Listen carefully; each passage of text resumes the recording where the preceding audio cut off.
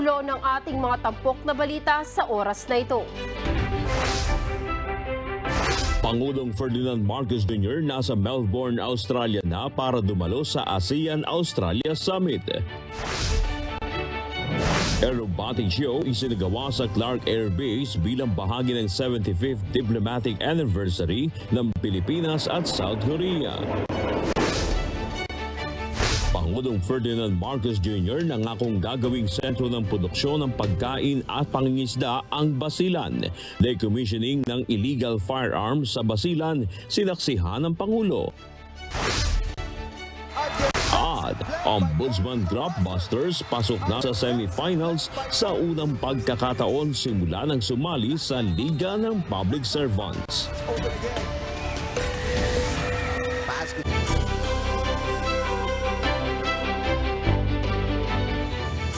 Nasa Melbourne, Australia na si Pangulong Ferdinand Marcos Jr. upang dumalo sa Association of Southeast Asian Nations o ASEAN-Australia Summit. Ilang mahalagang issue ang nakatakda namang talakayin ni Pangulong Marcos Jr.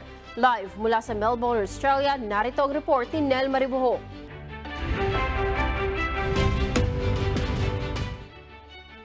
Good morning, Nel. Ano ba ang unang schedule ng Pangulo dyan sa Melbourne at ano-ano ang mga mahahalagang usapin ang tatalakayin ni PBBM?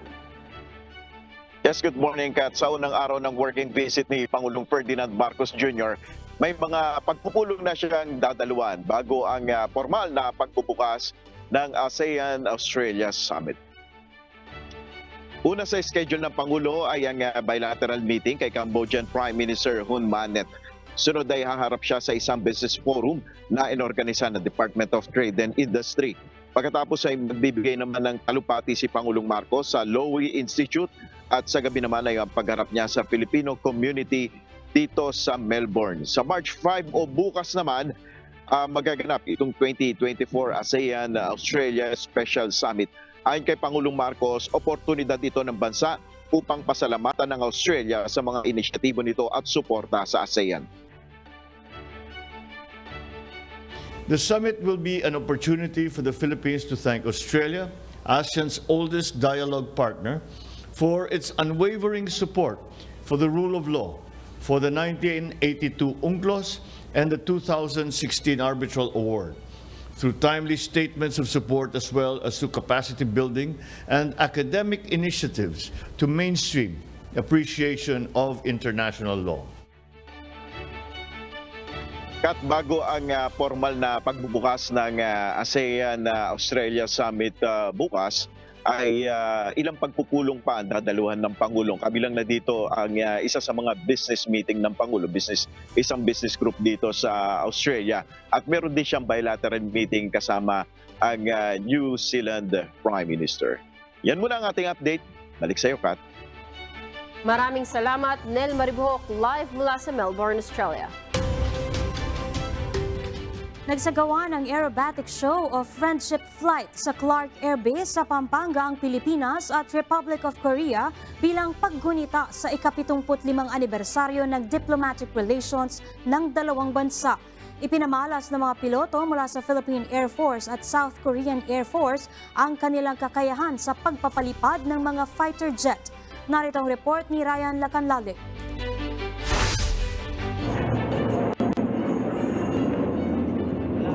Naging makulay ang kalangitan sa Clark Air Base sa Pampanga sa pagbubukas ng 3 araw na air show sa pagitan ng Philippine Air Force at Republic of Korea Air Force o ROKAP.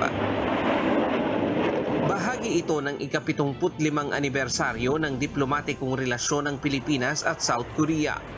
Ayon kay Defense Secretary Gilbert Chodoro, higit sa bilateral relations ang relasyon ng dalawang bansa. Not of diplomatic relations, not of friendship, but I would say of kinship between the Republic of Korea and the Republic of the Philippines. For the simple reason that we, more than half a century ago, fought together side by side against tyranny, against oppression, and to ensure the liberty of South Korea now. Dagdag pa ng kalihim, hanggang ngayon, nananatili ang dalawang bansa sa iisang prinsipyo at layunin na pangalagaan ang kapayapaan sa Indo-Pacific region. And today, we still share the same values and the shared commitments to a free and open Indo-Pacific, to a way of life that we can cherish as our own, to freedom of navigation on the seas, to respect of international law, and against encroachment and the unilateral rewriting of history through the use of brute and sheer force by stronger powers. And that makes us kin bonded forever. Nagpasalamat naman ng South Korean Air Force sa mga Pilipino para sa pagtitiwala at pagkakaibigan sa loob ng mahigit 70 taon. I heard there is a common phrase in Philippines referring to friendship, which goes by ang matapat na kaibigan, tunay na maasahang. In this aspect, the Philippines stand as a true friend to the ROC, offering unconditional support, even sacrificing lives for the cause when we faced our most challenging times. Kasama ang 4 na FA-50PH ng Philippine Air Force at P-50 bomber ng South Korean Air Force sa isinagawang friendship flight kahapon. Pinahanga ng Black Eagle Aerobatic Team ng South Korea ang mga manonood sa mga makukulay at kahanga-hangang aerial maneuvering ng mga ito.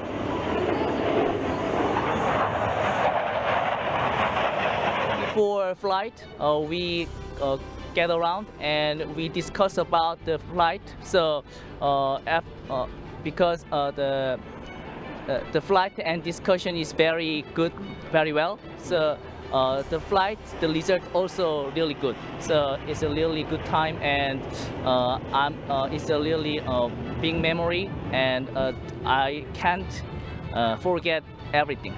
One of the best, if not the best, aerobatic teams in the world. So they shared some of their maneuvers, and which we tried to adapt, and we used it during the flight. But overall, they were really. We told them that they're really amazing at what they do and really awesome, and we tried to imitate some of that, but we could not compare to what they do. Ngayong araw ng Lunes hanggang bukas March 5, bubuksan sa publiko ang airshow sa Clark Air Base sa Pampanga. Libre ang panunood. Kailangan lang na mag-register sa official Facebook page ng Philippine Air Force dahil limitado lamang ang slot para dito. Ryan Lacanlale, UNTV News and Rescue. Diyos ang aming sandigan, serbisyo publiko ang aming pinahahalagahan. Nasa labas na ng exclusive economic zone ng Pilipinas ang dalawang Chinese vessel na nakita sa Philippine Rice na kilala din sa tawag na Benham Rice. Ayon kay Commodore Roy Vincent Trinidad, tagapagsalita ng Philippine Navy for the West Philippine Sea, nasa labas na ng teritoryo ng Pilipinas ang mga barko at dumadaan lang din umano ang mga ito. Nito lamang Biyernes, nag-post sa kanyang X account ang American Maritime Security Analysis na si Ray Powell. Ayon kay Powell, dalawang search vessel ng China ang umalis noong February 26 galing sa Guangzhou, China patungo sa Luzon Strait at namataan malapit sa Philippine Rice. Ang Philippine Rice ay isang underwater plateau na sinasabing mayaman sa langis at malaking bahagi nito ay nasa exclusive economic zone at continental shelf ng bansa. Sinaksihan ni Pangulong Ferdinand Marcos Jr. ang pagsira sa mga ilegal na armas na isinuko ng mga rebelde sa Basilan nito lamang weekend. Bukod sa patuloy na pagsusulong ng kapayapaan, ayon sa Pangulo, tututukan ng kanyang administrasyon ang pagpapaunlad sa Basilan at sa iba pang conflict areas. Narito ang report ni Nel Maribuhok. Nangako si Pangulong Ferdinand Marcos Jr. sa mga taga-Basilan sa Bangsamoro Autonomous Region in Muslim Mindanao o BARM na gagawing sentro ng produksyon ng pagkain at pangingisda ang probinsya. Ito ang pahayag ng Pangulo sa Panabang Sikasanyangan o Peace Offering Ceremony sa Sumisip, Basilan.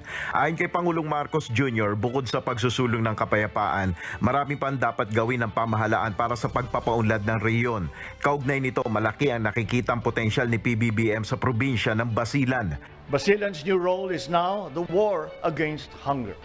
You have a land area twice the size of Singapore, blessed with a rich soil, above all, more or less typhoon-free, which makes you an ideal bulwark in our fight for food security. Sa naturang seremonya, sinaksihan ng Pangulo ang decommissioning ng 400 illegal firearms na sumisimbolo ng pagnanasa ng pamahalaan at stakeholders para sa kapayapaan. Ayon kay PBBM, patuloy lamang ang pamahalaan sa pangungumbinsi sa mga rebelde na magbalik loob sa pamahalaan. So, patuloy lang. We are still ongoing in the process, and we are still trying to bring those who are still fighters to come down from the mountains and to join society. Nel Maribuhok, UNTV News and Rescue. Diyos ang aming sandigan, serbisyo publiko ang aming pinahalagahan. Isang kolorong vehicle ang nahuli ng I-Act dahil sa umunoy modus na palit plaka. Ang naturang sasakyan dati nang binaklas ang plaka dahil sa pagiging kolorum, pero nagpatuloy pa rin sa illegal na operasyon. Narito ang report ni JP Nunez.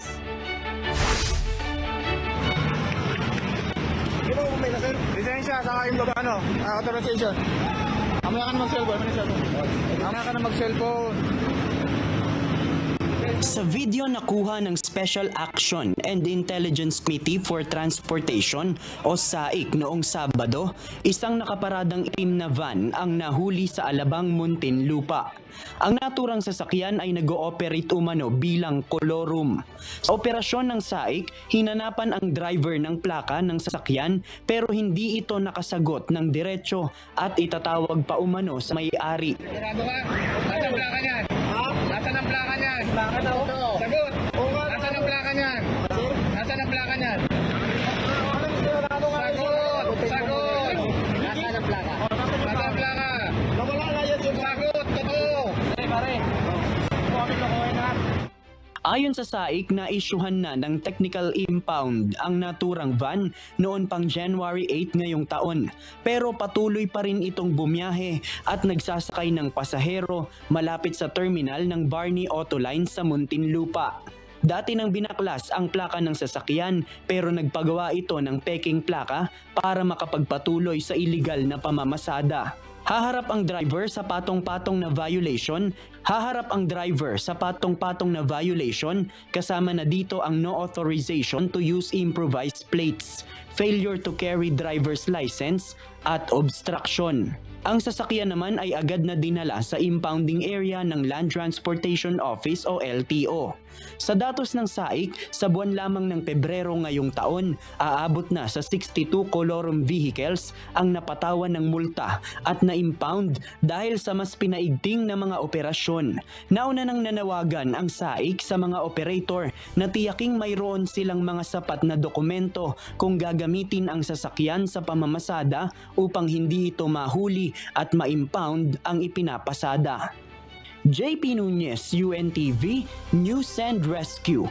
Diyos ang aming sandigan, serbisyo publiko ang aming pinahahalagahan. Alamin naman natin ang lagay ng trapiko mula kay Harry Ilagan, live mula sa Commonwealth Avenue sa Quezon City.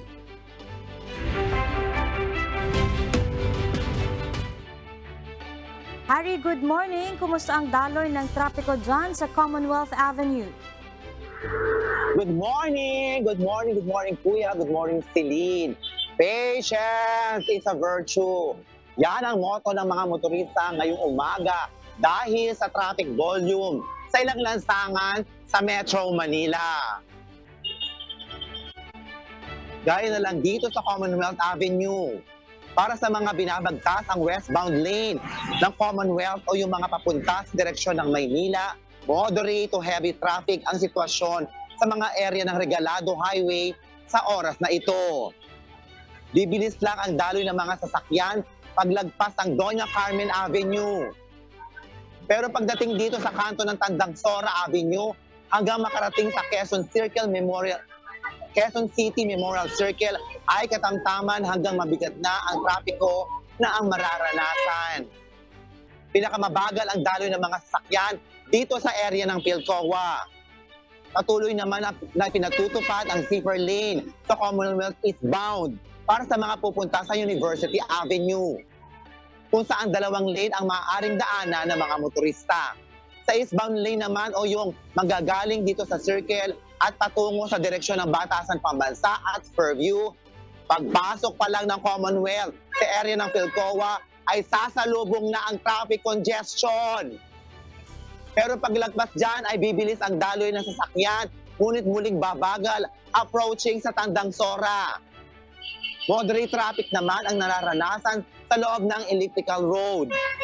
Ngayong Lunes, ipinatutupad ang number coding sa mga sasakyang may plate number na nagtatapos sa 1 and 2. Silin, pinapayuhan ang ating mga kasambahay, ang ating mga kababayan na magbaon ng payong para may pananggalang sa init ng araw. Yan muna ang update. Balik tayo, Silin!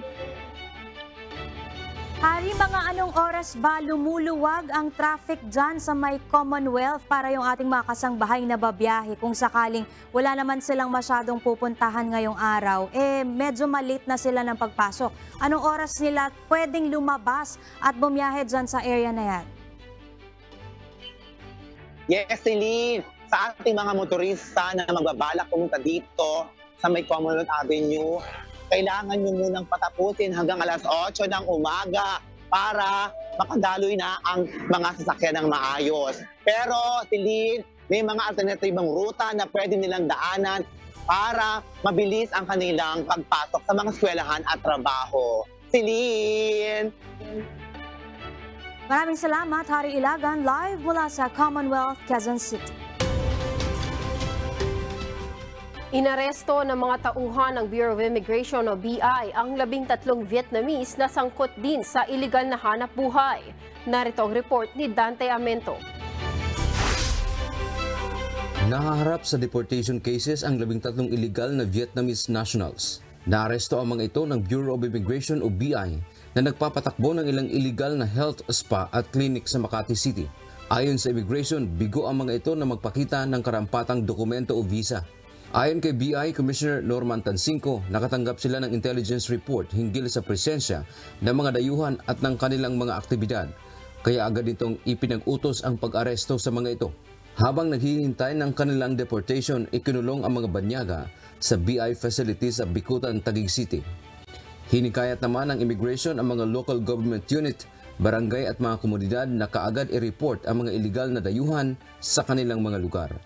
Dante Amento, UNTV, News and Rescue. Diyos ang aming sandigan, serbisyo publiko ang aming pinahahalagahan.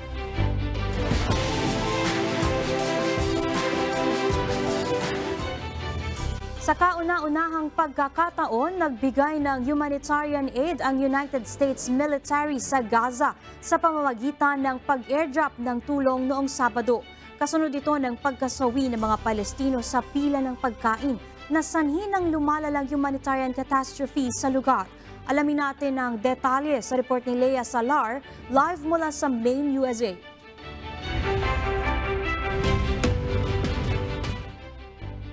Lea, good morning. Good morning, Kuya. Good morning, Celine. Nag-airdrop ng humanitarian aid ang United States military sa Gaza sa unang pagkakataon. Ito ay matapos na masawi ng mga Palestinong nakapila para sa pagkain.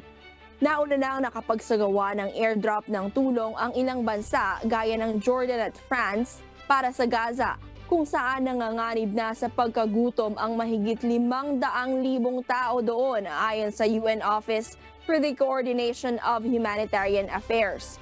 Gamit ang C-130 transport aircraft, nagbaba ng mahigit sa 38,000 pagkain sa Mediterranean coastline ng Gaza ang Estados Unidos. Bagaman hindi na-coordinate sa mga grupo sa Gaza ang pagbababa ng pagkain, nakita ng mga sibilyan ang tulong at ipinamahagi ang mga ito. Ayon sa White House, magpapatuloy ang airdrops ng humanitarian aid at sinusuportahan din ito ng Israel. Kinukonsidera din ng Administrasyong Biden ang pagbibigay ng tulong sa pamamagitan ng dagat mula sa Cyprus. Ayon naman sa ilang eksperto, hindi efficient ang airdrops at nagpapakita lamang ito ng limitadong impluensya ng Amerika sa Israel.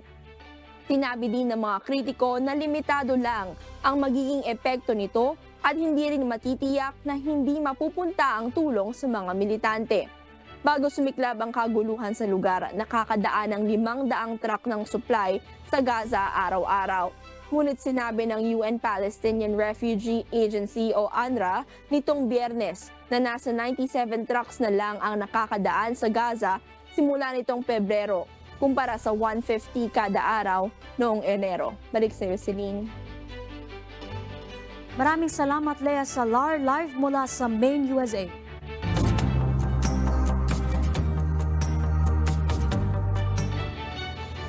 Dinumog ng mga residente at turista ang huling araw ng Session Road in Bloom sa Baguio City na bahagi ng Panagbanga Festival 2024.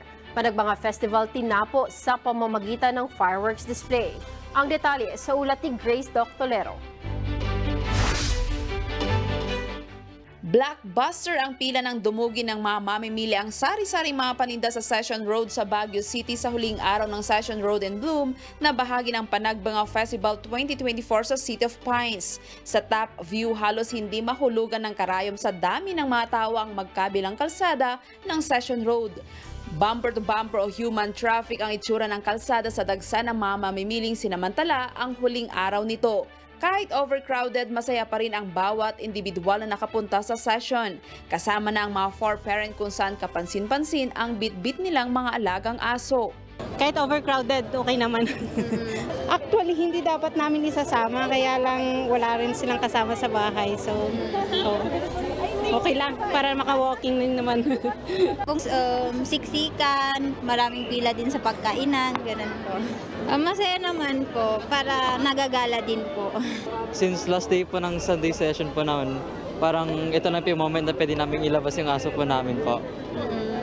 Tapos yun, kung may mga sales na rin po na medyo mababa, sulitin na rin po ngayong araw at maraming tao po. Dahil last day na ang Session Road in Bloom, marami ang nakasale. Mayroon ding buy one, take one. At ang ilan naman, mayroong 50% discount. Sa ngayon po, naka-all out sale na po kami. Para hindi na po makapag-uwi ng mga ibang paninda po. Paano all out sale? Meron po kami mga 75% off, 50% off, 33% off. Depende po sa product po. Ilan sa mga pinilahan ang popular na Chinese street food na tanghulo strawberries o candied sugar strawberry at wallets and bags na mayroong anime-featured drawings. Dahil dinudumog ang mga paninda sa bawat stall, doble ingat ang mga vendors sa mga nagkalat na peking 1,000. Gaya na lamang ni Mary Jane Alvarez na muntik na umanong mabiktima ng modus. May nagparesibo man nagpalista sa amin ng number na ganito. So 71 siya. Pagbigay ng pera, binigay namin sa loob, nakita ngayon nung sa cashier namin na peke. Ngayon tinawag namin yung number na yon. Nawala na yung mama, nawala na yung number, pati yung ganito namin nawala na rin. Buti na lang at may money detector silang ginamit noon kaya nila nabisto ang ibinayad na peking pera, ngunit sa kasamaang palad ay hindi nahuli ang may-ari nito. Sa dagsa ng mga tao, mahigpit din ang ginawang pagbabantay ng mga pulis ng Baguio City Police Office sa mga kawatan, lalo na ang mga pickpocket. Napapanatili ng mga otoridad ang police visibility sa bawat lugar sa Session Road. Samantala, formal namang nagtapos ang Panagbanga Festival 2024 sa pamamagitan ng isang makapigil hiningang grand fireworks display na nagpawaw sa mga turista at residente ng summer capital ng bansa. Grace Doctolero, UNTV News and Rescue. Diyos ang aming sandigan, serbisyo publiko ang aming pinahahalagahan. Nakipagpulong kamakailan ang Anak TV Foundation at ang Information Minister ng bansang Myanmar para sa isasagawang ika-4 na Southeast Asia Video Festival for Children o CVFC. Narito ang ulat ni Marvin Calas. Nagsimula na ang paghahanda para sa ika-4 na Southeast Asia Video Festival for Children o CVFC, ang kompetisyon ng mga professional, aspiring at child video makers sa paggawa ng mga makabuluhang video content para sa mga bata. Ayon sa Anak TV Foundation, ang convener ng naturang video festival na pinangungunahan ng Pangulo nito na si Miss Elvira Yapgo, target nilang isagawa ang naturang kompetisyon sa Nobyembre nitong taon sa Kuala Lumpur, Malaysia. Bilang paghahanda, nagtungo si Ms. Go kasama ang iba pang representative ng Anak TV sa ilang bansa sa Southeast Asia region upang muling makipagpulong sa government at private media representatives para sa pagre-resume ng aktibidad ng CVFC matapos ang 3 taong COVID pandemic.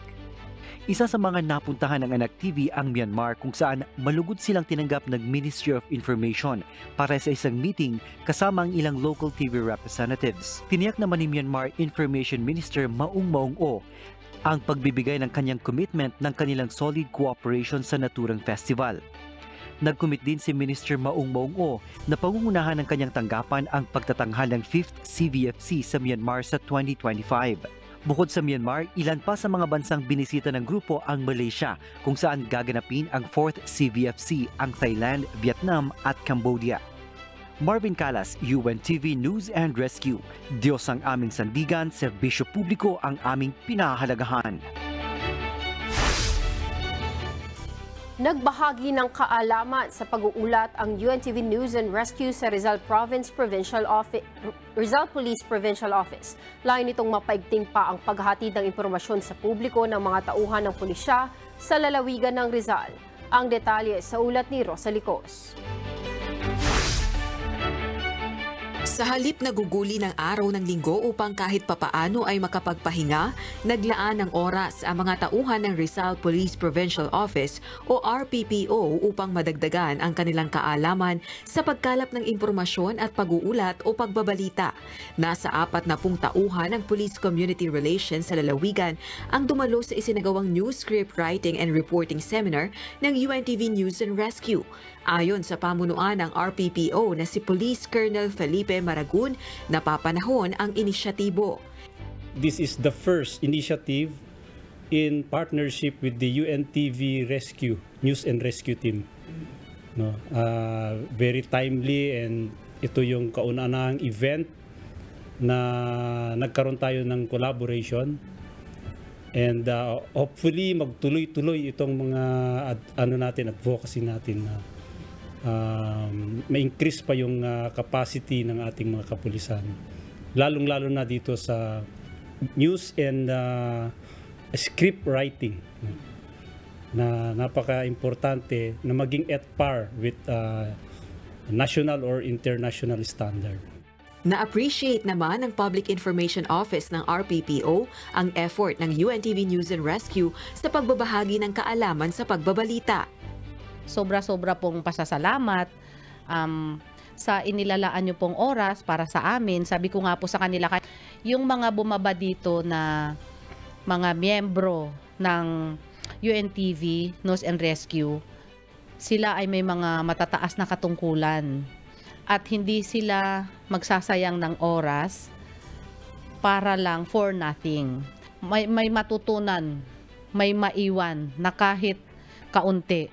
Sapat na. Dahil sa, kung lagi nating ipapractice yung kaunti na yan, madidevelop siya, ma-enhance yung inyong kung ano mang meron na dyan sa inyo. Ayon naman sa mga kawani ng Rizal Police, worth it ang inilaan nilang oras upang magkaroon ng dagdag na kaalaman na magagamit nila sa paglilingkod sa mga kapwa Pilipino.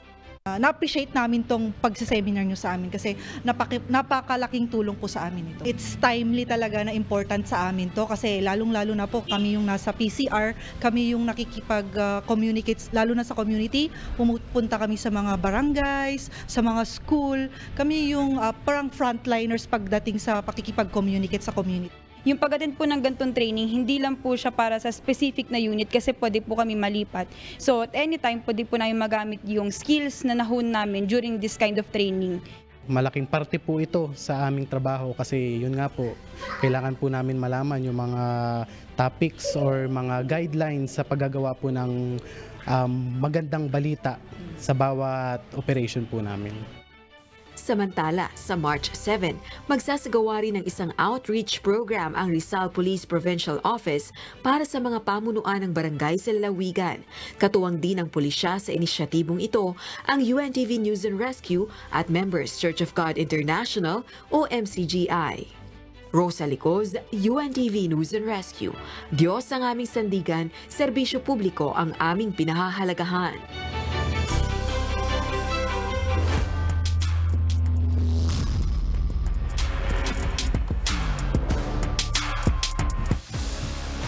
Kumpleto na ang 4 na kuponan na magtutuo sa semifinals ng UNTV Cup Season 10. Ito ay matapos masungkit ng Ombudsman Draft Busters ang huling ticket sa kanilang knockout game ng DENR Warriors. Para sa detalye, narito ang report ni Bernard Dadis.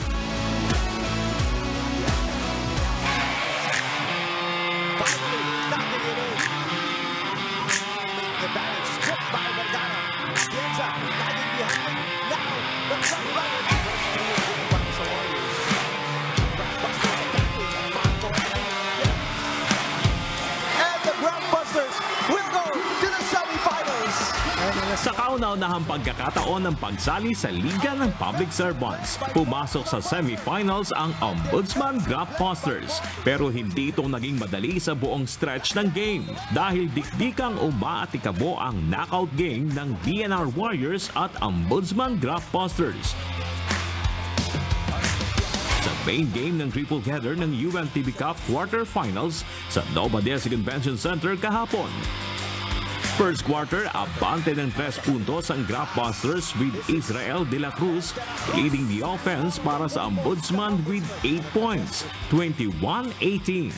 Pagpasok ng second frame, si Bernson Franco at Yurick Florino naman ang nanguna sa opensa ng Ombudsman na may tig 6 points para panatilihin ang abante ng Draft Busters, 35-33. Tuloy pa rin ang neck-and-neck battle.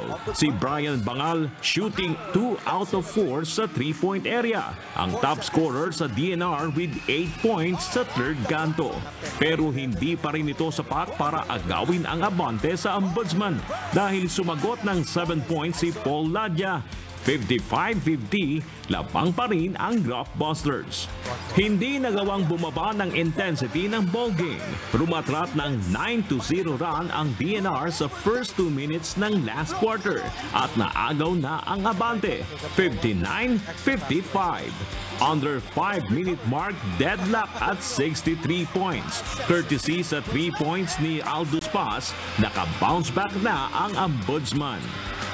Last 47.5 seconds, pinakaba ng DENR ang Ombudsman nang pumasok ang running shot ni Brian Bangal. Lamang naman ng 1 point ang DENR, 66-67. Napatawag ng timeout si Coach Danny Florano ng Ombudsman. Bernson Franco puts it off the glass. Ombudsman on top by 1. Hindi naman nabigo si Coach Florano dahil sa well-executed play ng Draft Busters. 13.5 seconds na lang ang nalalabi. Si Coach Norlito Enera naman ang napa-timeout. Pero nabasa ni Paul Ladya ang ikinasang play ng DENR, kaya naman Strip! Oh! What a big defensive play by Paul Ladya. And Ombudsman rejoicing at the buzzer. A defensive play by Paul Ladya to strip Rivera. Gives them the win. todo hiyawan ng Ombudsman Draft Busters sa makasaysayang semi-finals appearance sa UNTV Cup sa final score na 68-67. Dahil dyan, best player of the game si Paul Ladya na kumolekta ng 10 points, 9 rebounds, 5 assists at 6 na steals. At si Bernson Franco na kumabada ng 17 points, 3 boards at 1 steal. Makakasagupa ng Ombudsman ang SSS Kabalikat sa second game ng semifinals na magsisimula sa Miyerkules, March 6, alas 4:30 ng hapon. Una-una, syempre, thankful kami kay Lord. Alam mo yung divine providence, laging andyan dyan, you know. Siyempre, credit ito sa mga players, sa coaching staff, at sa mga supporters namin. Ano. Hindi bumitaw, simula nung nagda-down na kami hanggang ngayon. Andyan dyan sila, naniwala sila, at kami, nung naniwala sila, mas naniwala kami. Well, unang-una, ang pinag-usapan namin is as long as gawin namin yung best namin, hindi na kami magtira kung ano yung talent, skills na meron kami sa team, gagawin namin for this game. Alam naman namin kung gaano ka-importante yung game na ito, kaya yun ang pag-uusap namin. And we know for a fact that ang Ombudsman naman din ay malakas na team, nag-improve na sila from last season. So we expect a very competitive game.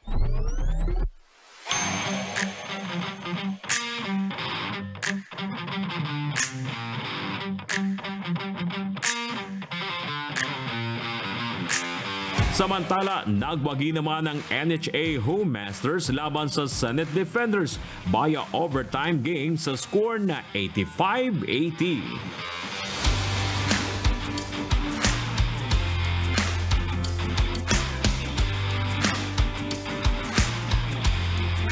Samantalang tinapos naman ng GSIS Furies ang kanilang kampanya ngayong season with a win versus defending champion AFP Cavaliers sa score na 119-90.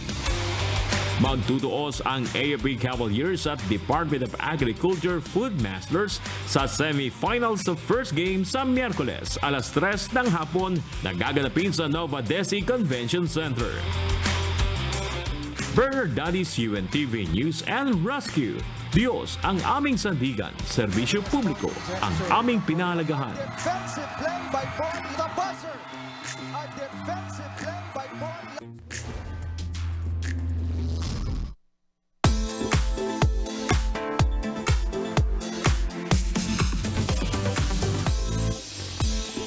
Hindi pinalampas ng mga wisher na mapanood ang digital live stream ng Wish Day Tide sa YouTube channel ng KDR Music House kagabi. Gamit ang social media, ibinuhos ng mga wisher ang kanilang mga reaksyon sa naturang short film. Narito ang report ni Gladys Tawabi.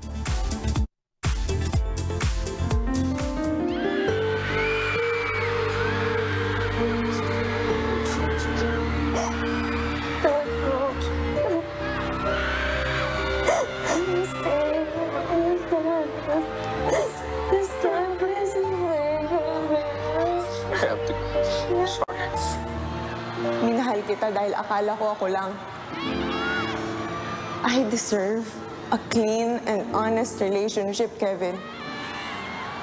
Hindi katulad ng ganito. Ilan lamang ito sa mga eksenang tumatak sa mga wisher na napanood sa Wish Day Tides. Sa digital live stream sa YouTube channel ng KDR Music House kagabi, iba't ibang emosyon ang naramdaman ng mga manunood. Idinaan ng mga wisher ang kanilang reaksyon sa storya ni Angeli at Kevin sa social media. May ilan na hindi napigilang masaktan sa kwento, habang ang ibang wisher nagulat sa naging plot twist na short film.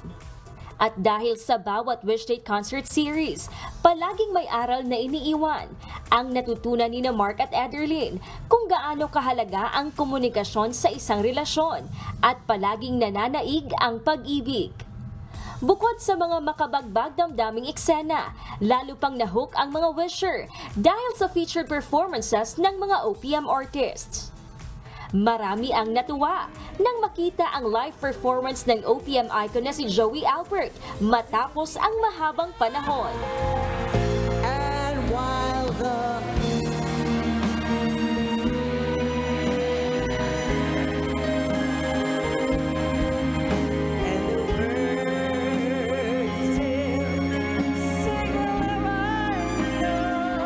carried away at biglang naalala ang nakaraan dahil sa mga piling awitin ng premier vocal group The Company. Ngayon ay aminin ko na sana nga'y tayong dalawa. Bawat tanong mo'y iniwasan ko, akalang pag-ibig mo'y... Namangha naman ang mga wisher nang kantahin ni Esay ang sikat na Mamma Mia.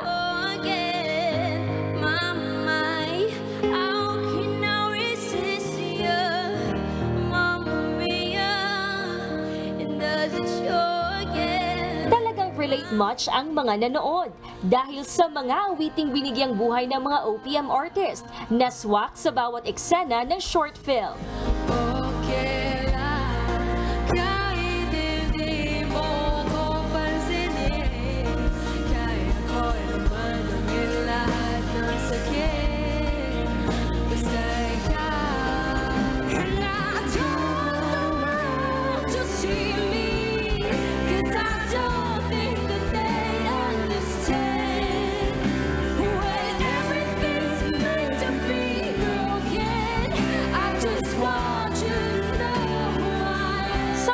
promise ng digital streaming at nais matunghayan ang kwento ng Wishday Tides, pumunta lamang sa official YouTube channel ng KDR Music House.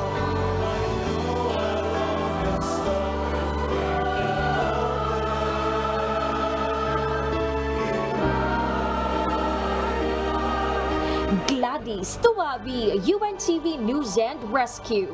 Diyos ang aming sandigan, serbisyo publiko ang aming pinahahalagahan. At sa ating iiwang mga salita ng Diyos na ating sandigan, mula sa Book of Psalms chapter 40 verse 8 na nagsasabi, I delight to do thy will, O my God, yea, thy law is within my heart. Aking kinalulugurang sundin ang iyong kalooban, O Diyos ko. Oo, ang iyong kautusan ay nasa loob ng aking puso. Good morning, Kuya! Happy viewing po ulit sa lahat po ng nakatune in sa ating program ngayong Monday morning. At para po sa mga kababayan nating nakaantabay, narito po ang ating advisories for today.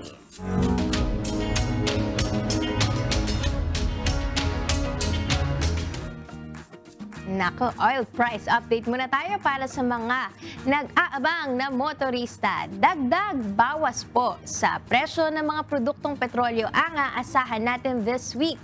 Sa pagtaya po ng oil industry players, tataas po ng 40 hanggang 60 sentimos ang presyo ng bawat litro ng gasolina. Pero good news naman po sa mga gumagamit ng diesel at kerosene dahil inaasahan po mababawasan ng 30 hanggang 50 sentimos ang kada litro ng gasolina.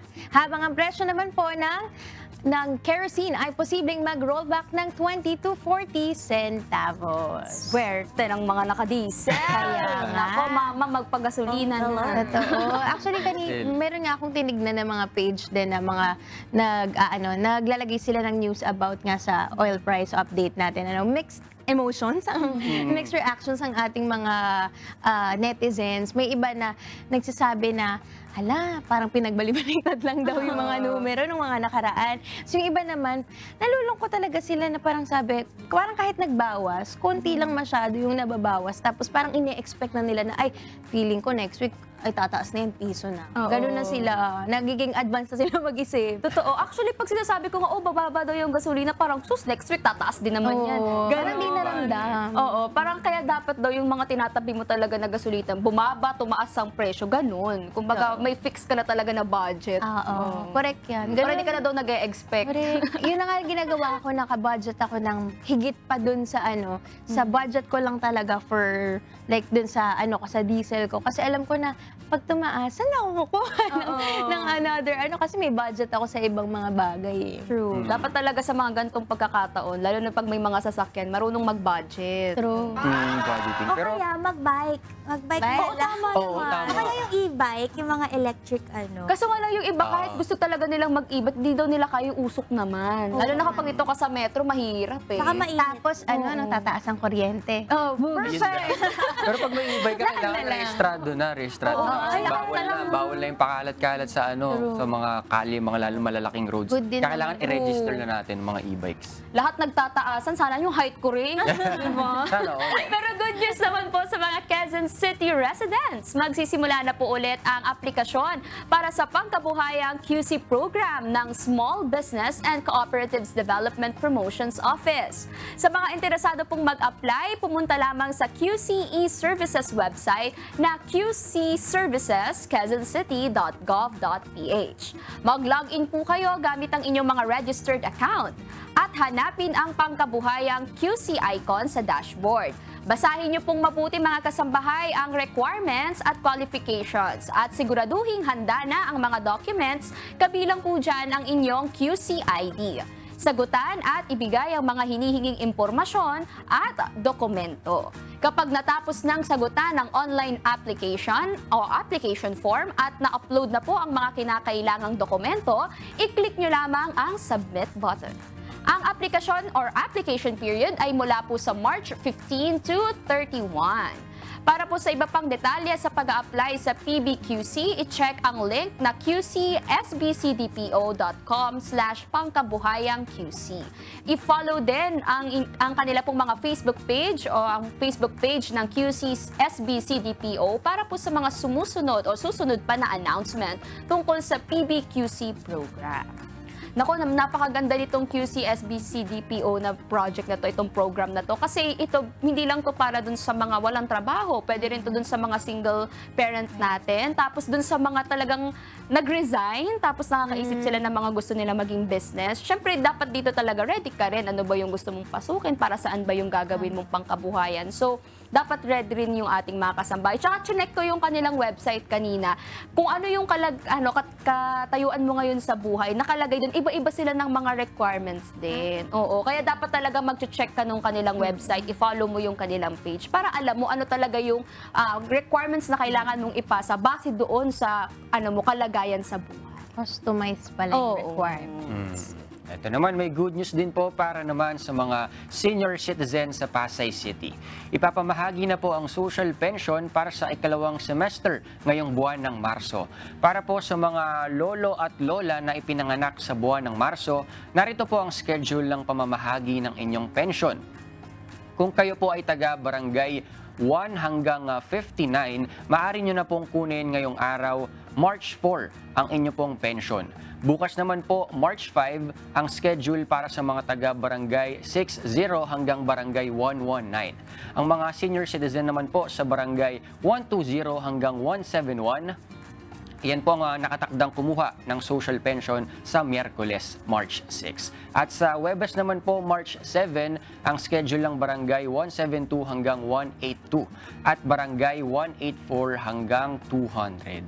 Ayan, maaari pong i-claim ang inyong social pension sa OSCA office mula 9 a.m. hanggang 4 p.m. Huwag lamang pong kalimutang dalhin ang sumusunod na requirements. Photocopy ng Pasay OSCA ID kung senior citizen po ang kukuha. At kung ipapakuha lamang po sa iba, kailangan po ng authorization letter. Photocopy ng valid government-issued ID ng authorized representative at original Pasay OSCA ID ng senior citizen. Para po sa mga katanungan, makipag-ugnayan lang sa Office of the Senior Citizens Affairs o OSCA mula po Lunes hanggang Biyernes, 8 a.m. to 5 p.m. sa mga numerong 8804-0976 o 8846-7703. Ang ganda.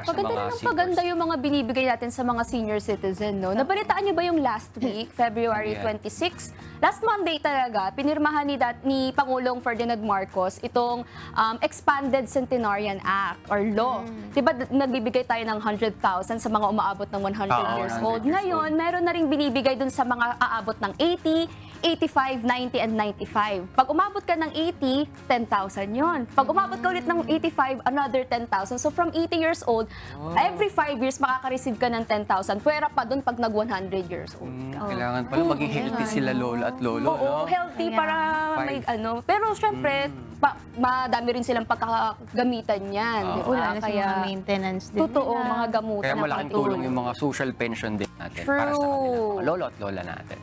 Yes, abiso naman po tayo mga kasangbahay sa mga pet owners sa Navotas City dahil magkakaroon po ng pet registration at libreng mass anti-rabies vaccination para sa aso at pusa sa iba't ibang barangay sa lungsod mula po yan 9 a.m. to 12 noon. Ito po ay gaganapin sa mga sumusunod na venue. March 6 sa Tangos North Barangay Hall, March 7 sa Tangos South Barangay Hall, March 13 San Roque Barangay Hall, March 14 Bangkulasi Barangay Hall, March 20 BBS Barangay Hall at March 21 sa BBN Barangay Hall. Sa mga interesadong pet owners, pakihanda po ang mga requirements. Ito po yung mga dapat nyong ihanda. Isa pong duly accomplished pet registration form na makukuha po sa City Agriculture's Office, first floor Navotas City Hall o sa Veterinary Unit, Chongco Street, Barangay Bangkulasi. Kailangan nyo rin po ng Certificate of Residency from Barangay at 2 pieces na 2x2 photos at 75 pesos na registration fee. Meron din pong certificate or proof of anti-rabies vaccination ng inyong mga alaga sa nakalipas na 6 na buwan at 2-piece 3R full body and side photos ng inyong pet.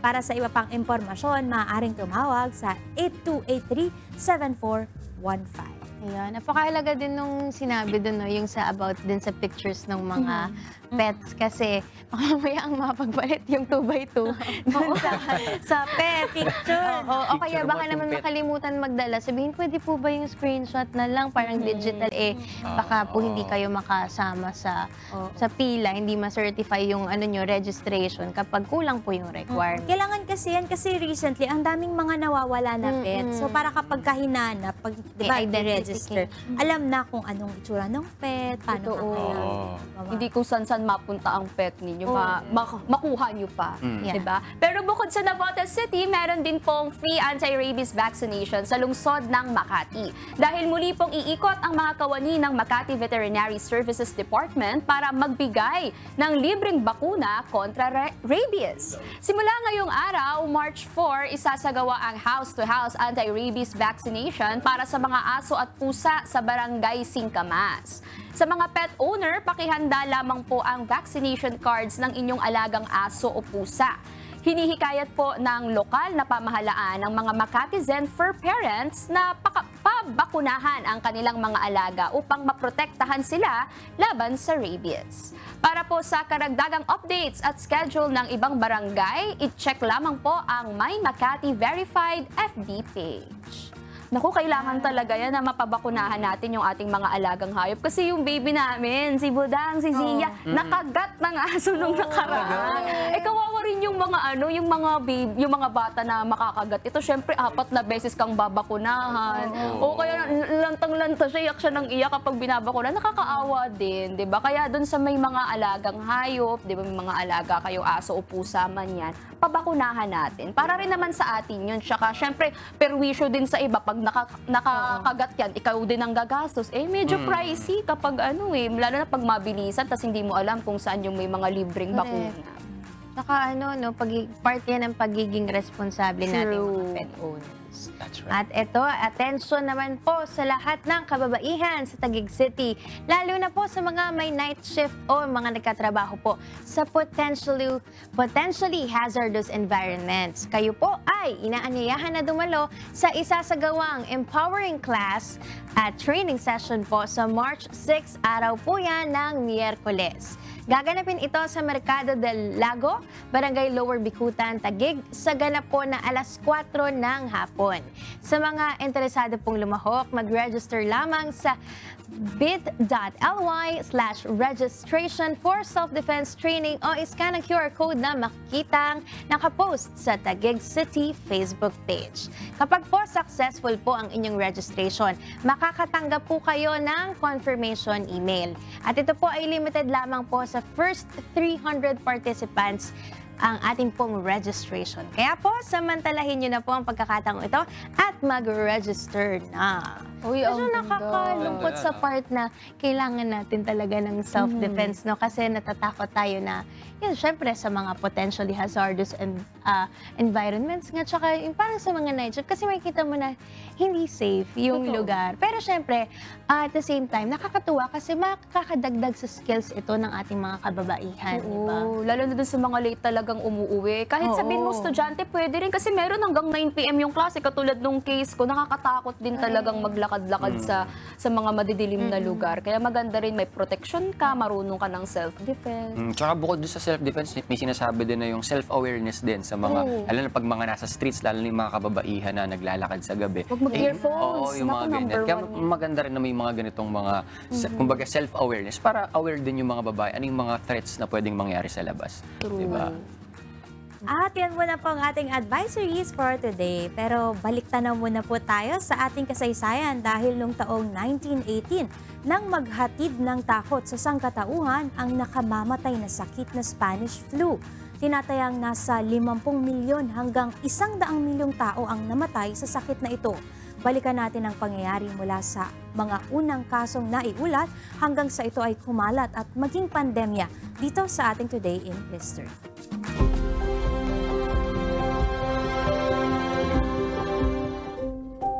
March 4, 1918. Sa araw na ito ay naiulat sa Fort Riley, Kansas sa Estados Unidos ang mga unang kaso ng nakamamatay na karamdaman na tinaguriang Spanish flu.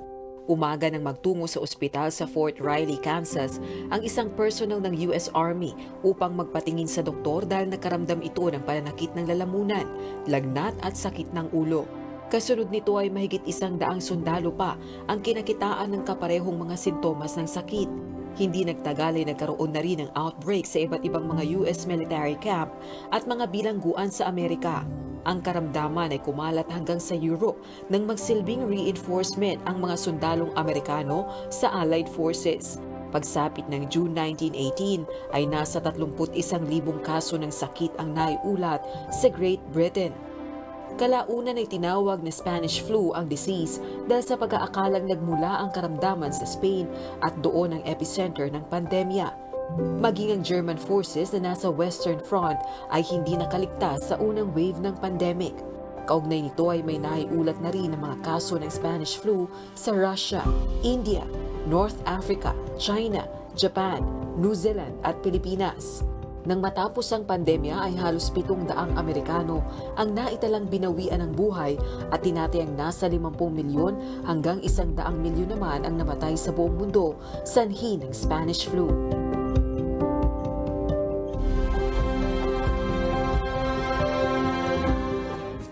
Grabe, nasa 675,000 yung sinabi nila to 700,000 na mga tao daw talaga yung naapektuhan nito. Sa Amerika pa lang yan, Amerika pa lang. So sinasabi talaga nila na mas matindi pa yung napinsala o yung namatay dito kaysa daw sa World War I, World War II, Korean War, tsaka Vietnamese War combined sa mga Americans. Ganun daw kalalayo itong Spanish flu na nangyari dito sa Amerika. Tapos, nung time nga daw na ginagawa na nila, kumbaga, nagtutulong-tulong na yung mga pharmaceutical companies na gawin daw yung, kumbaga, yung magiging gamot dito kasi naaalarma na rin sila. Nakikita naman daw nila, bumababa na yung mga cases nitong magkakaroon ng Spanish flu. Kaya parang sinasabi nila na wala talaga daw na silang na-invento na gamot that time na makakatulong para mapuksa or matanggal itong Spanish flu. Saka parang naging ata siya, nag-die, di ba nga parang nag-die down na yung Spanish flu kasi may mga iba ng like parang mga sakit na nag-erupt merong bird flu na. So parang naging forgotten na nga daw itong Spanish flu. Pero eto nga yung mga high deaths daw nito, parang sinasabi, mostly ay ang taas daw ng death toll sa mga Native American population kasi parang sila, nandun sila sa ibang lugar, di ba? Medyo iba sila. Nung nahawa sila, hindi sila exposed sa ibang mga strains. So parang dahil lower yung exposure nila dun sa, parang sa virus, parang mas mabilis sila kagad na tamaan. Kaya nga di ba sa atin sinasabi, meron tayong immunity. Kapag ka nagkaroon na tayo, di ba dito, nitong nakaraan lang dito, sa COVID, di ba? Parang sinasabi natin, pag nagkaroon tayo niyan, the next time na magkaroon ka, hindi na ganun kalakas yung epekto. Pero pag first time kang natamaan, yun yung sobrang, parang mafe-feel mo talaga lahat ng symptoms. Pero, may isa pa sila sinasabi na parang hypothesis lang naman, kumbaga conspiracy theory na yung isa daw naging reason kung bakit ang taas din ng death toll dito sa sa Spanish flu is nagkaroon daw kasi ng aspirin poisoning. Nung time daw kasi na yon, ang binibigay ng mga medical authorities aspirin, parang for symptoms, ganyan. Pero ang binibigay sa kanila, high dosage na nasa 30 grams. Ang kailangan mo lang daw i-take nowadays, 4 grams within 24 hours. Yun 4 grams lang yun yung pinakamataas ng dosage. So parang sobrang taas nung dosage na binibigay. Kaya ang nangyari daw, nag-overdose. Kaya parang madami daw mga cases na parang yun yung naging reason kung ba't namatay yung mga tao. Hindi talaga yung mismo. Oo, kumbaga parang maging mas severe yung symptoms nila. Tapos yun ang ikinamatay, overdosing. Pero on a positive side, kasi after nitong Spanish flu incident, is mas nagkaroon ng research and mas deeper research and understanding sa when it comes to virology and epidemiology para malaman natin yung, kumbaga, yung ano ba yung mga risk factors and yung causes ng mga ganito. Kaya ayun yung magiging positive side lang natin is yung magkaroon tayo ng, kumbaga, magkaroon tayo ng proactive measures para hindi ganun lumala and dumami pa yung mga casualties ng mga, kumbaga, ng publiko. Diba? Saka certain na rin natin ngayon, di ba? Nung nagkaroon ng COVID, dahil nga mataas na yung yung technology natin, high-tech na tayo ngayon, mabilis nagkaroon ng lunas talaga. Although nung una, meron pang mga di ba, hesitation, bakit parang ang bilis naman? Pag mabagal, magre-reklamo. Tapos pag mabilis, bakit mabilis? Tapos ayaw subukan. Certain na rin talaga tayo, awa tulong ng Diyos. Dahil nagkaroon nga ng agarang sagot, solusyon, para dito sa ganitong mga sakit. Imagine na parang 100 years ago, tapos ngayon, meron din tayong COVID. Unexpected. Sana wala na tayong maabot ang ganito. Yung ko na ulit Sana isang beses lang sa isang lifetime, no? Na naman, di ba? Lalabas na naman dyan yung mga Uy, magkakaroon na naman yan. Tama na po. Sama natin sa panalangin. Anyway, dito naman tayo sa ating bread and butter. Kapag kumakain kayo ng mangga, anong sausawan nyo, mga kasambahay? Di ba perfect na partner dyan ang bagoong? Di ba? Sarap. Nanggangasam ako. Bukod sa mangga, marami rin ang pwedeng paggamitan nito gaya na lang ng ulam. Di ba? Sinsama din natin sa kare-kare. Minsan yan na yung mismong ulam eh. Sabi pa nga ng iba, nakakawala ng umay pag may bagoong ang ulam. Kaya nga isa yan sa mga magandang pagkakitaan ngayon, ang paggawa at pagbebenta ng bagoong. Kung paano, panoorin nyo sa Bread and Butter.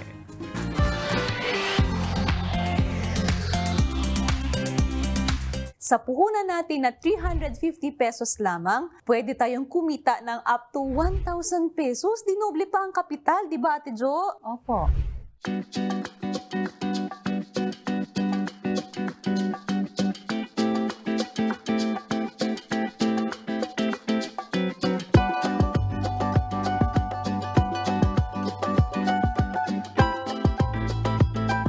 Good morning, Kuya! Good morning, mga kababayan!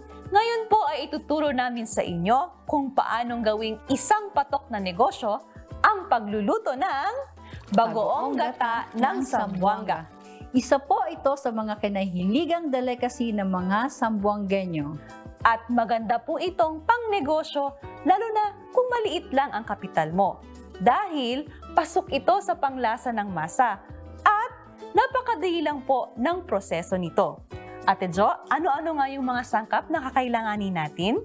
2 buong bawang, 1/4 na sili, 1 kilong gata, 1 kilong asukal, at ang ating main ingredients ay ang alamang.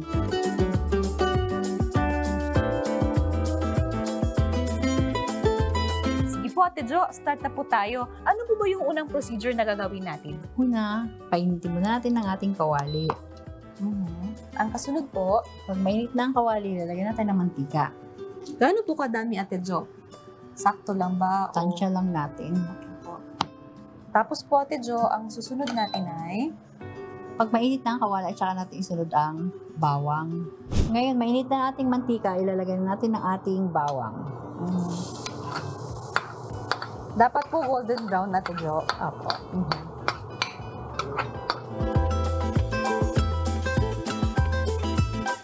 Ilagyan natin ang ating alamang.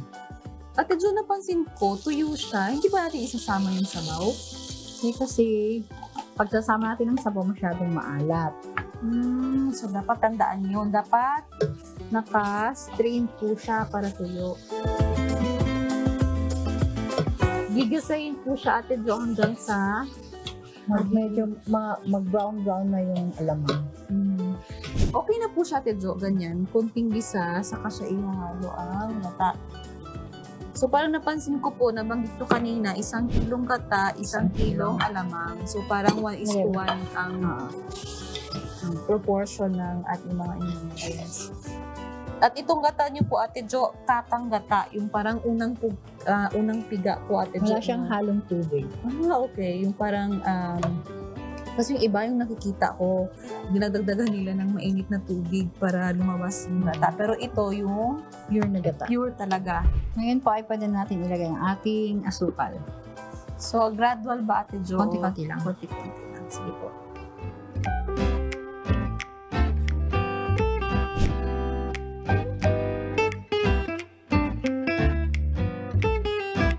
Ate Jo, tanong ko lang, anong kaibahan nito sa ibang lutong alamang? Kasi ito, ginamitan natin ng asukal. Para saan po ba yung asukal? Para ate? mag-balance ang lasa niya, para manamis-namis.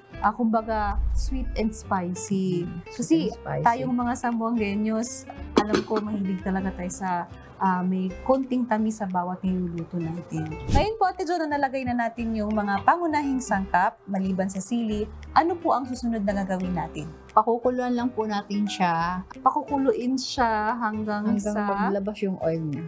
Bakit kailangan po yung proseso na yun na palalabasin po ang mantika? Kasi yun po yung magiging preservative niya para pa magtagal ang bagoong. Ay gano'n, narinig niyo po yun mga kababayan. Kung ano naman po, kung halimbawa hindi ko siya i-ref or sa room temperature, mga gaano po siya katagal po pwedeng magamit? Isang buwan, pero dapat kasi laging gumagamit ng kutsara pag kinukuha, hindi kinakamay kasi madaling mapanis. So, mas maigi pagkabukas, ilagay sa ref, kumbaga Ate Jo, no? Para mas tumagal. Napansin ko lang, Ate Jo, kahit siguro ang ating mga viewers, napansin ko na gamay nyo na po yung paggagawa ng bagoong gata. Matanong ko lang po, Ate Jo, gaano katagal na po ba kayo nagluluto ng bagoong gata? Mga 20 years na ginagawa ko siyang business. Paano nyo po siya naibebenta o naimamarket? Sa online, at saka yung iba, binabagsak ko sa mga tindahan. May mga suki na ako. So, within Zamboanga po ba yan? O meron ba na kayo Meron mga suki? sa ibang lugar. Meron ako sa Basilan. Meron na rin ako sa Labuan. Marami na po palang nakatikim ng iyong bagoong gata. Ate Jo, yung kita natin, goods ba tayo? Opo, halos doble po yung kinikita ko dito. Malaki, Ate Jo, no? Kaya pwede itong in na business, lalo na sa ating mga kababayan na nanonood ngayon. Kayang-kaya nyo po itong gawin kasi po napakadali lang ng proseso. Pwede itong additional income sa kanila, Ate Jo. Ano po? At ito pa, alam nyo po ba na dito sa Zamboanga, anumang handaan, hindi mawawala ang bagoong gata. At ito po ang the best partner para sa manggang hilaw. Opo, kasi dito po sa mga stall sa Zamboanga, kay mangga man yan, bayabas, o anumang prutas na tinitinda, hindi mawawala ang bagoong gata bilang sausawan. At Ate Jo, napansin ko din sa mga Zamboangueños, ginagamit nila po itong bilang flavor enhancer para sa mga ulam. Gaya ng ano po, Ate Jo? Mga sari-saring gulay, yun po yung, kung wala po silang pinagsasahog, yun ang pinagsasahog nila. Opo, usually yung may kasamang gata, Ate Jo. At saka sa mga seafood dishes po, katulad ng kuratsa. Yung iba naman po, mga kababayan, ginagawa nilang ulam, yung bagoong gata. Kung may staple rice, dito sa amin, staple ang bagoong gata. Di ba, Ate Jo? Opo. So, Ate Jo, malapit na po ba tayong matapos? Malapit na po. Pwede na po natin ilagay ang panghuli nating sangkap. Ang sili. So, po, ihulog ko na po, Ate Jo.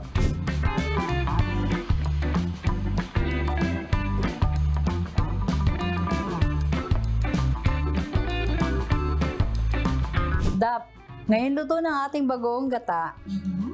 Bago natin siya i-repack, palamigin muna natin siya. Dito natin siya i-repack sa jar na 250 ml. Pero depende po sa inyong preference, mga kababayan. Pwedeng maliit o mas malaki na lalagyan, or pwede naman po sa plastic na tingi-tingi, katulad ng ating nakikita sa mga pamilihan. Di ba, Ate Jo? Tara, tayo, Ate Jo.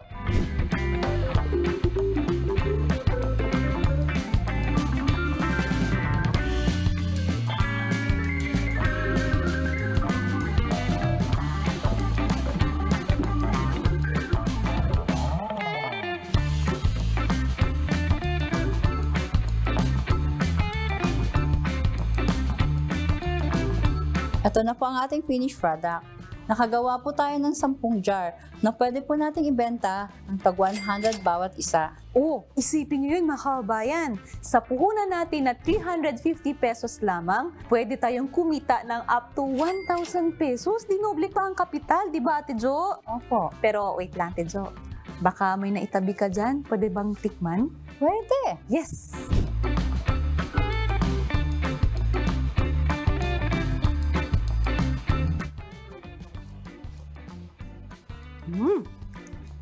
lasa. Malinamnam.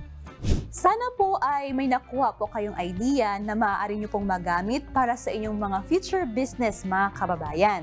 Gawin nyo na rin po itong bagoong gata. Kayang-kaya nyo po itong gawin kahit nasa bahay lamang po kayo. Basta't tandaan, pag may tiyaga, may pagpapala.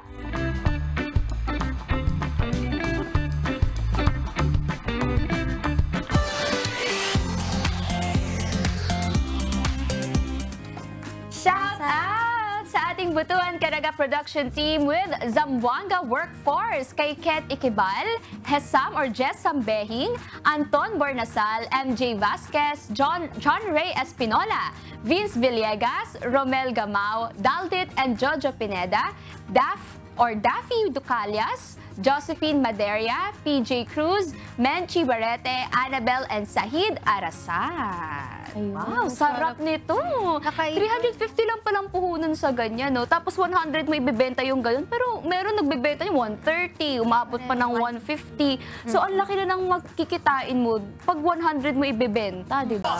So, pwede kang maging ano nito kung talagang gusto mo maramihan yung gawa mo din talaga. Kumbaga, ikaw yung supplier, tapos maghanap ka ng mga resellers mo.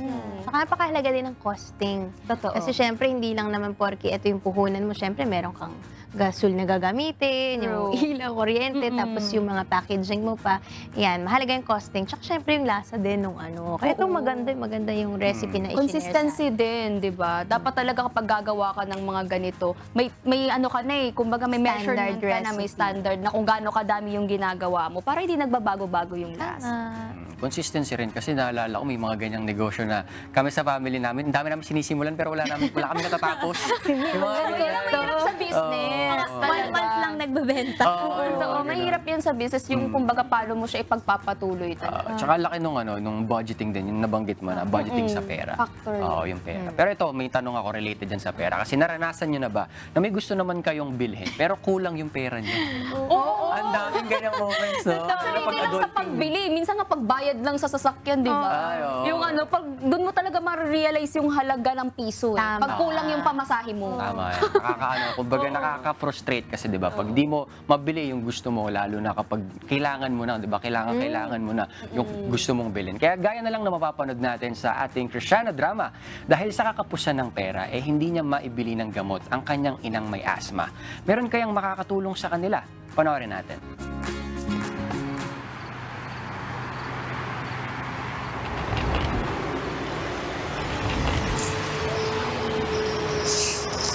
Ate, magkano po si inhaler?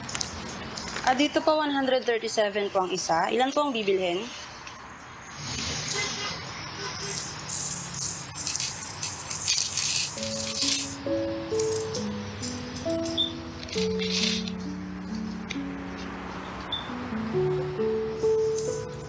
Kukunin po ba o hindi, ma'am? Natanong lang po. Salamat po.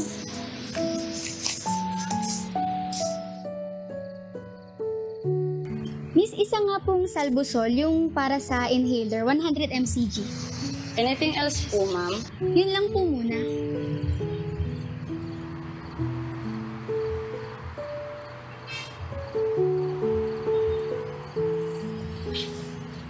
Ito na po. Ay, miss, anong kailangan ng bata kanina? Same lang din po nung kailangan niyo, ma'am. Kawawa nga yun eh. Kulang kasi yung pera niya, mukhang kailangan niya na talaga. Pero hindi ko naman po pwedeng abonuhan yun kasi kakaltasan po ako, ma'am.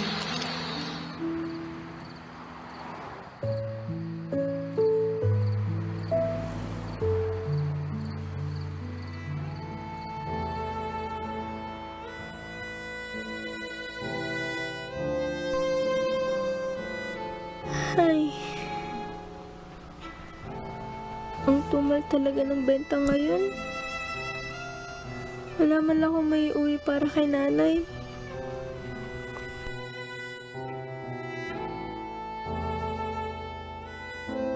Panginoon, bahala ka na po.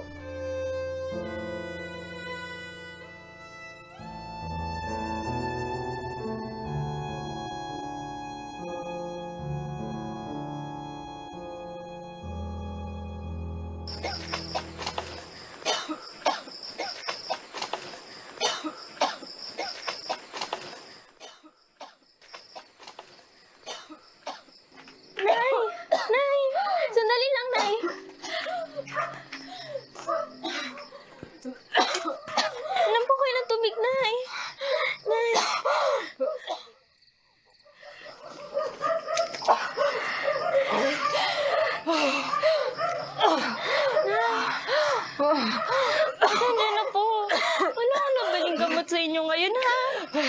Ang tumal po kasi ng benta ngayon.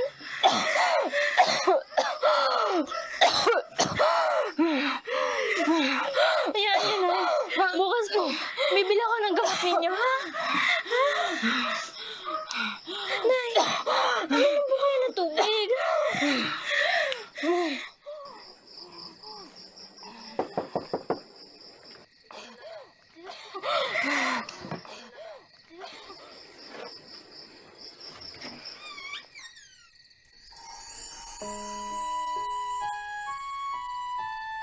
Hello. Ako nga pala si Ate Emma. Nagpang-abot tayo sa butika kanina. Ano pong kailangan ninyo? Padaan lang ako para iabot sa ito. Ramdam ko kasing kailangan na kailangan mo ito. Sige. Isa pa nga ganyan, tapos pakihiwalay na lang din ang balot,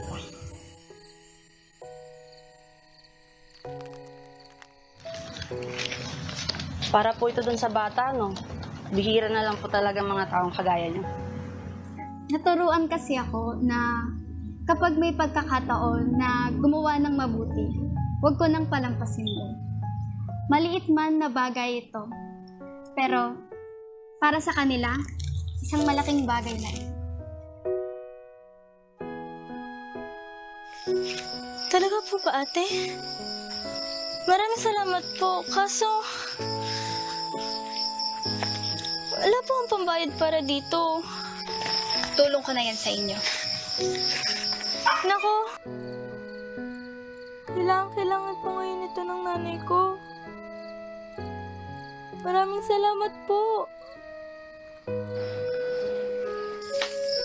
Sa Diyos tayo magpasalamat, ha, Iha?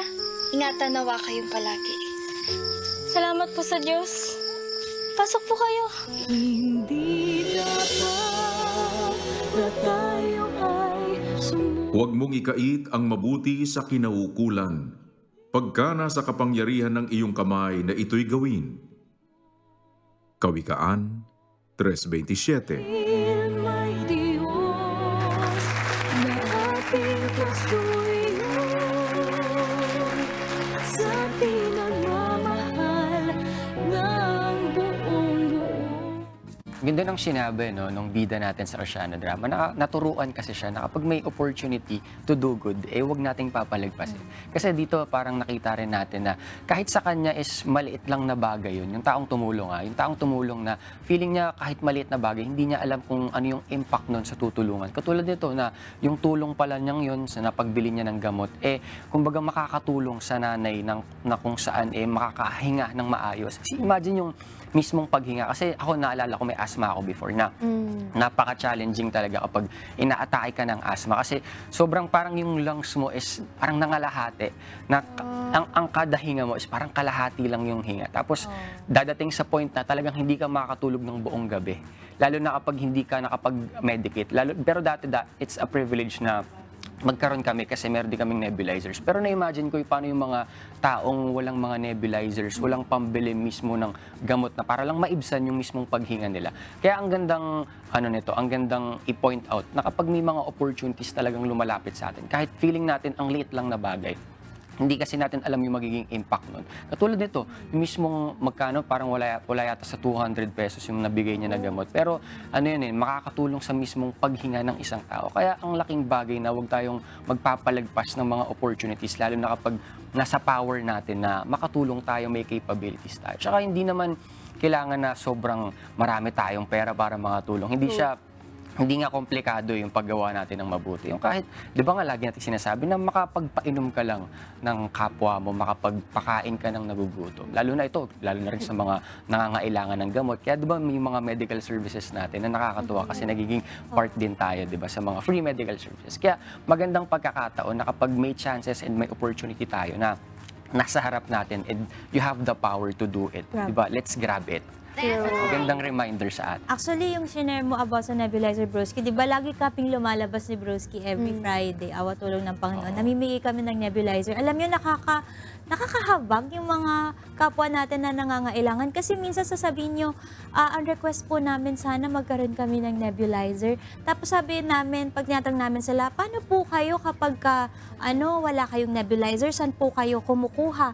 Nangihiram lang sila sa barangay, o kaya nangihiram lang sila kung kani-kanino, or kung wala talaga, tinitiis na lang nila. Kaya nakakaawa talaga. Kaya nga lagi kong naalala yung sinabi ni Kuya, yung opportunity to do good, hindi yan hinihintay. Hinahanap yan. Kaya salamat sa Diyos kasi nabigyan tayo ng pagkakataon na makatulong din sa ating mga kapwa-tao na nangangailangan. Tsaka kung tayo sa kakayanan natin na hindi naman tayo yung merong power na makatulong doon. For example, sa atin magmumula yung nebulizer. Pwede naman natin itawag to sa ibang mga tao na merong pang mas kakayahan para makatulong. Kagaya nga nung sinasabi natin, di ba, sa atin sa MCGI Clinic, isa yan talaga sa mga pinaprioritize natin na mabigyan yung may mga asthma, tapos merong mga kailangan ng mga assistive device. Yan. So, lapit po kayo sa MCGI Clinic, mga kasangbahay. Huwag po kayong mahiya. Dahil yun po ay obligasyon po namin sa harap po ng Diyos. At ito po, isa sa itinuturing na public health concern sa bansang Ghana, ang kakulangan sa mapagkukunan ng malinis na inuming tubig. Sa mga rural areas, pangkaraniwan na pinagkukunan ng tubig ng mga mamamayan ay ang maliliit na lawa at mga hindi protektadong balon. Isa sa nakararanas ng ganitong kalagayan ay ang Jomo Town sa Shama District. Pero sa awa at tulong ng Diyos, ang problema ng mga residente ng Jomo ay nabigyan ng katugunan.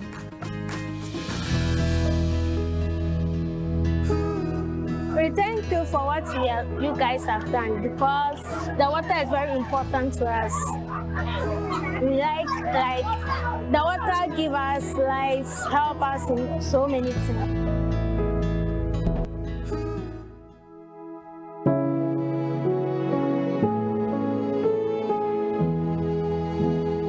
Isang maliit na komunidad sa Shama District ng Ghana, Africa, ang Jomo Town, na mayroong 5,000 mga residente. Simple lang ang pamumuhay dito. Subalit ngayon ay nahaharap sa malaking suliranin ang lugar dahil sa kawalan ng supply ng tubig. Sari-saring diskarte ang kanilang ginagawa para lamang makakuha ng tubig na maiinom, magamit sa pagluluto at paglalaba. Isa sa kanilang pinagkukunan ng tubig ay ang maruming ilog na ito. Faso ajuga yan wa hainde like yeso biye jugale ne ujuma ya faso wa ba no fa yan paya ne jano so ya aso bi na ya jamu na ba ya pede o konde edemu ya pede wa yan bridge mahema yefu nsu yila yuntumi ntwa ne ya kan shechi school fu yuntumi ko na waka. We suffer a lot, so we've been sensitizing them to get to boil the dirty water before use. That's what we've been doing. In fact, the streams around, the water we get is not good, like I said. So we ask them to boil the water before use. And sometimes we go for days without water, and it's a source of worry to the community.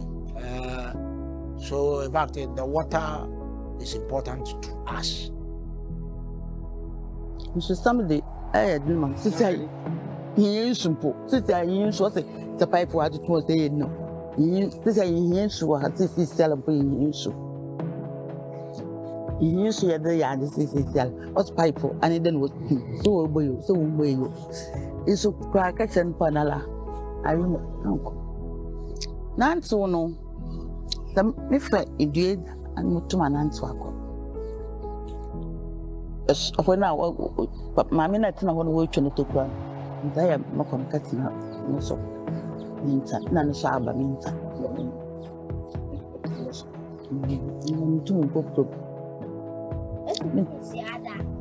Adasya dari mostly naman na mutun muntum masyado muntum na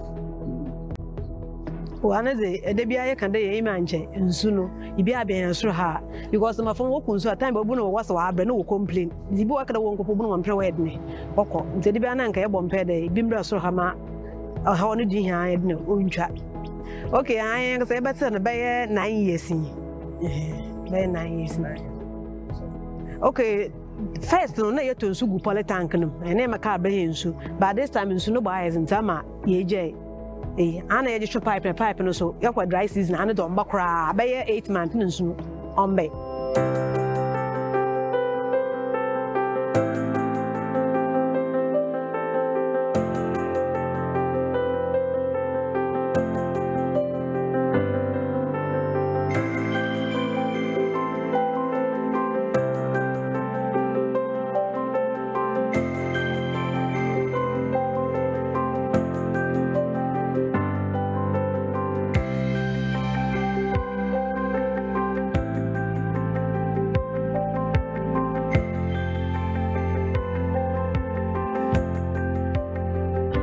Ito po yung napakalaking pakinabang sa ating mga kapwa-tao sa dakong ito, lalo na sa lugar na ito na napakahirap po ng pagkuha ng inumin na tubig.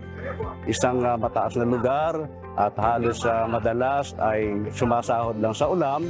Pero sila po ngayon ay napakalaking ginhawang maidudulot ng potable water project na ito dahil mahigit pong 10,000 litro ng tubig. Isang malaking tangke ng tubig ang inihanda po ng kapatiran ng MCGI upang maibsan ang pagkauhaw at pangangailangan sa tubig ng ating mga kapwa-tao sa dakong ito. Kaya kami po ay lubos na nagpapasalamat sa Diyos na naging bahagi ng gawain ito para sa ating mga kapwa-tao upang ipadama niya ang kanyang pag-ibig sa kanyang mga nilikha at upang ipakilala natin ang kanyang kapurihan, ang kanyang karangalan at ang kanyang kaluwalhatian. Maraming salamat po sa Diyos. Oh, wajabe, ini jam putin mafuka kan mafambu ko school. Bi wo o ja ko wache, bi anom o ya ja o waji. Se mo ga hono wajaba.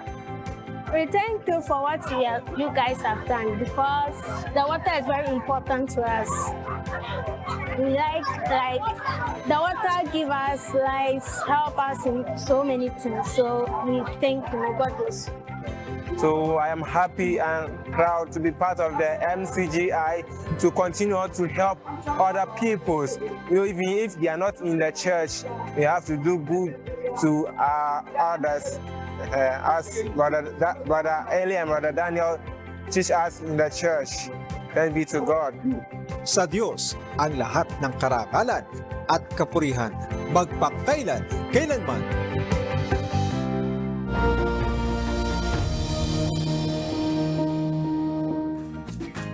Kung iisipin natin na sa panahon ngayon na sobrang advanced ng technology, yung social media, parang nakikita natin na, ay, larang hindi na nangyayari to sa ibang lugar. Pero matutusin, no, makikita natin na, grabe, meron para din talaga mga tao na nai-experience yung mga ganitong bagay na tubig lang, wala silang access sa malinis na tubig, sa safe na tubig. Di ba? Parang, grabe naman yung privilege na meron tayo na isang bukas natin ng gripo, may malinis tayong tubig, tapos meron tayo iba't ibang klase pang inumin. May distilled, alkaline, hydrogen, iba't ibang klaseng tubig na alam mong safe para sa atin. Tapos yung mga kababayan natin na ito, grabe, nakakaawa. Pero syempre, on a lighter and a positive note, no, salamat sa Diyos dahil naging kasangkapan tayo na makatulong sa kanila sa mga pangangailangan nila na nagpapatunay na may Diyos. Kasi sabi nila, ang tagal na nilang hinihiling sa Panginoon na magkaroon sila ng tubig na safe para sa kanila. Kaya maraming salamat po sa Diyos at sa mga kapatid sa Africa, no, na makatuwang tayo sa mga kababayan natin. At dahil dyan, babati na muna tayo ng happy birthday kay Catherine Brown Satyokia. Hello po, happy birthday po sa inyo. At syempre, Dr. Joseph Lee would like to thank Genesis Organic Spirulina. Para laging malusog, masigla at malakas ang buong family, mag-Genesis Organic Spirulina. Ang Genesis Organic Spirulina ay isang uri ng superfood na siksik sa protina, vitamins at antioxidants na kailangan ng ating katawan. Ito ay 100% organic and natural at walang malansang amoy, kaya sigurado kang high quality. Siguraduhin may complete nutrition ka every day with our trusted superfood, Genesis Organic Spirulina. For inquiries and orders, contact 0977-688-5730. Also available online and selected Mercury Drug outlets. Gusto ko rin palang batiin ng hello at salamat po sa Diyos sa mga nakasama ko pong kapatid dyan po sa lokal ng Boracay at lokal po ng Balabag dyan sa Boracay. Hello po kay Sis Ruby, kay Sis Dayan at kay Sis Glaze at bukas na po yung iba. Salamat po sa Diyos. See you po soon, Loobin. Yan. And also, we would also like to thank Pag-ibig Fund. Mas malaki ang contribution, mas malaki ang ipon. I'm getting the Pag-ibig I deserve. Pag-ibig regular savings, top up na. And we would like to thank Clary's Flower Shop, surprisingly beautiful. For your flower needs and requirements, order at Clary's Flower Shop through their Facebook page or at 0917-867-7477. Clary's Flower Shop is located at 0461 Sampaguita Street, Barangay Biclatan, General Trias City, Cavite. And we would also like to thank Adlaon Optical. Visit their branches in Baliwag, Bulacan at Super 8 Warehouse and beside Kong Pancho. They also have a branch at Aliw Complex, Calvario, Meycauayan City. You may also reach them at 0922-878-5911 at binabati ko ng happy 2nd 7th anniversary ang aking sister na si Yuna. Sumali ka naman palagi sa iyong paglilingkod.